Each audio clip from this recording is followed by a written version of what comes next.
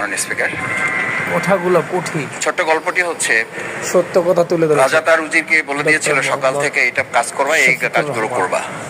উজির বলেছিল যে আমাকে যে কাজগুলো বলেন কোনটা কখন গুরুত্বপূর্ণ কোনটা ছুটে যায় তার চেয়ে আপনি আমাকে একটা তালিকা করে দিলে ভালো হয়। একটা তালিকাও করে দিয়েছিল। তালিকা দেখে দেখে সে কাজ শুরুই করেছিল। হঠাৎ করে রাজার মনে হলো সে একবার শিকারে যাবে। ঘোড়ার উপেটে উঠে যখন রেকাবে পা ঢুকিয়েছে, রেকাবে পা ঢুকালে পা আটকে গিয়েছিল। পাটা যখন ছুটাতে পারছিল না তখন সে উজিরকে বারবার ডাকছিল, আমার পাটা এখান থেকে বের করে দাও। পাটা বের করতে যাচ্ছিল না উজির, কারণ উজির বারবার খুঁজছিল যে তালিকাটা করে দেওয়া হয়েছিল সেই তালিকার মধ্যে পা আটকে গেলে ওটা বের করে দেওয়ার বিধান ওখানে আছে কিনা। শেষ পর্যন্ত রাজার পা আর ওখান থেকে বের করা যায় নাই এবং রাজাকে মুক্ত করা সম্ভব হয় নাই বলে আমরা গল্পে জেনেছি। ঠিক আমার কাছে আজকে সংসদ এরকম একটা গল্পের মতো মনে হয়।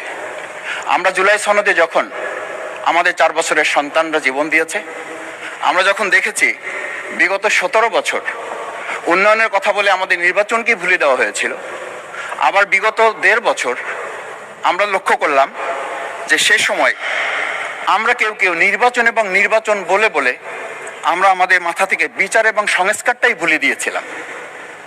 আবার এখন এসে আমরা দেখলাম যে আমাদের নখের কালি শুকাতে না শুকাতেই উন্নয়নের কথা বলে আমরা আবার জুলাই সনদটাকেই ভুলে দিতে বসেছি। আমি খুবই বিব্রত হই যে আমাদের সন্তানেরা রাস্তায় দাঁড়িয়ে সেদিন কি প্ল্যাকার্ডে এটা লিখেছিল যে আমরা একটা ফ্যামিলি কার্ডের জন্য আজকে রাস্তায় দাঁড়িয়েছি।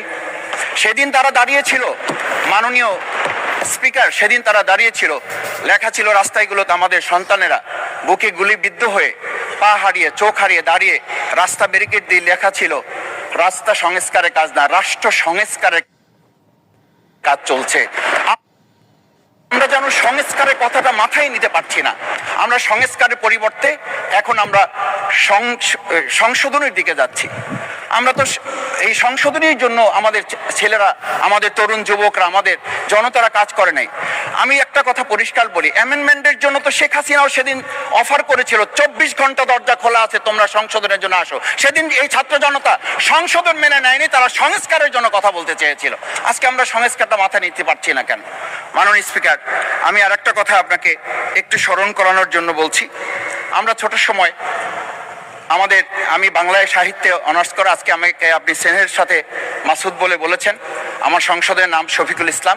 এই মাসুদ নামটা যারা একেবারে খুব আমাকে স্নেহ করেন, আদর করেন, তারাই ডাকেন। আমি বাংলার সাথে আমাদের রাষ্ট্রবিজ্ঞানের ছিল, রাষ্ট্রবিজ্ঞানে আমরা ছোট একটা বাক্য পড়েছিলাম, নেসেসিটি নোস নো লস। আমরা এই